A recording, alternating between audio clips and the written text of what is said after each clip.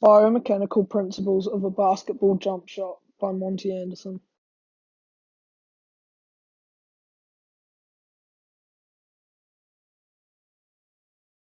The principles. Number 1, Newton's law of inertia. Number 2, Newton's law of acceleration.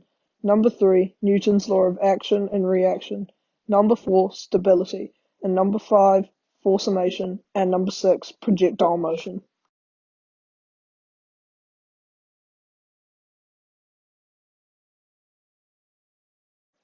Number 1, Newton's law of inertia.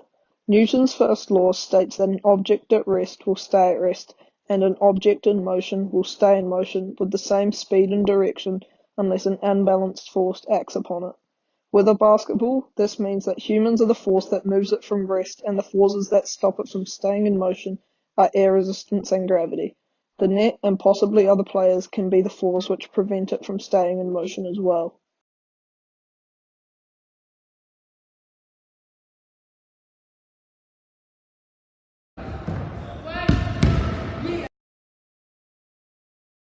As you can see, the net and backboard in some cases stop the ball from going in, and gravity is pulling it back towards the ground.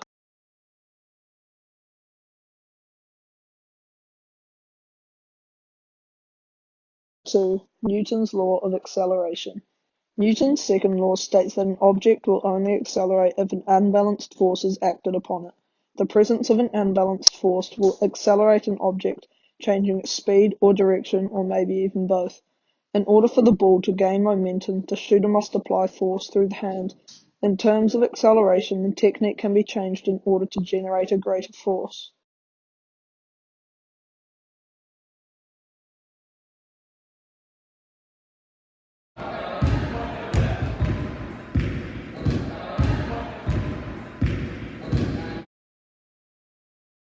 In the video, I am applying two different levels of force, the first being very little and the second being way too much.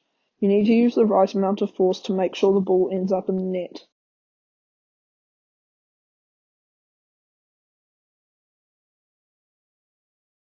Number 3. Newton's law of action and reaction. Newton's third law states that for every action there is an equal and opposite reaction.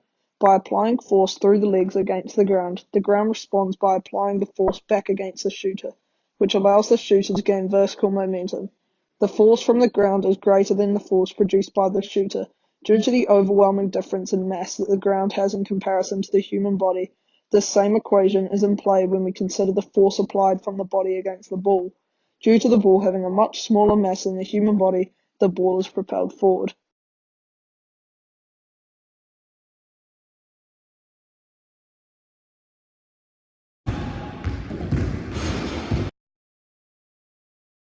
The force from the ground pushes back into me, which propels me vertically. Since my mass is much more than a basketball, it propels it with speed towards the hoop.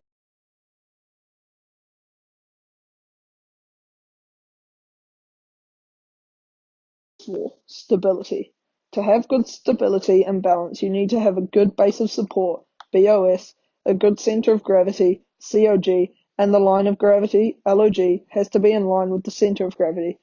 With a jump shot, in order to get a good jump, the base of support needs to be wide to get power from your legs into your shot, which also results in better stability.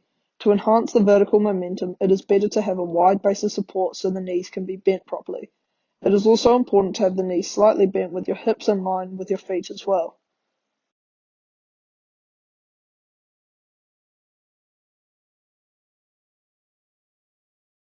If you look at the bottom left of the photo, you can see that the player has a wide base of support for maximum vertical momentum, and on the right the player's hips, feet, and shoulders are in line with his center of gravity, which means his line of gravity is perfect, which results in good stability.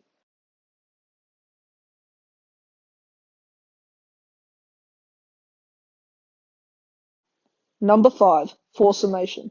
Force summation is the use of muscles from biggest to smallest in the correct sequence and at the right time to generate maximum force.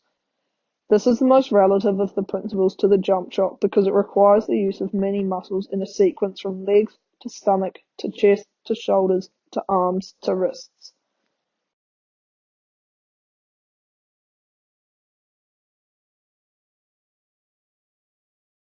So that's how you can shoot the same from whether it's in the paint. In this video, Steph Curry uses his leg muscles, which are biggest, then his core, continuing to the triceps and biceps, and eventually ending at the wrist and fingers.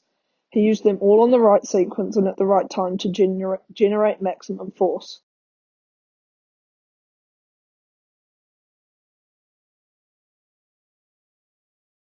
Number 6. Projectile motion. There are 3 things that we can control with projectile motion and 2 that we can't. The 3 that we can control being the angle of release, the speed of release, and the height of release.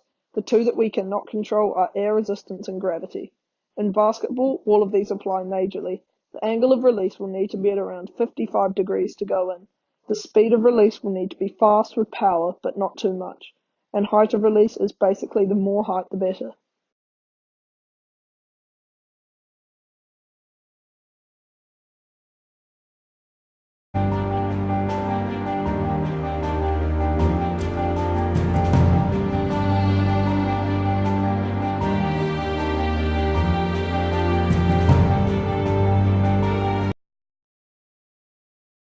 Both of these people are shooting at a good angle of around 50 to 60 degrees.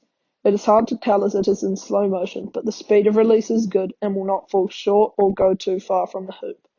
Height of release is very important in a jump shot, so both of these players are jumping as high as possible.